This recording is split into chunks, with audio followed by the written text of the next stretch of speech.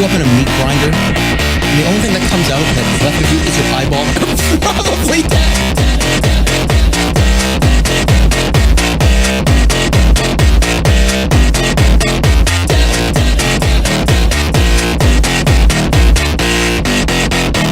I'm not gonna put you into a meat grinder.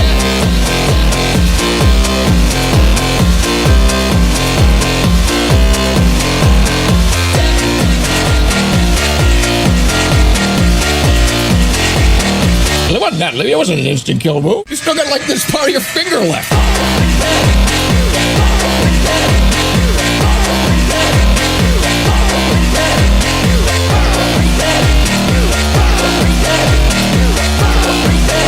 If somebody were to like push you into a meat grinder,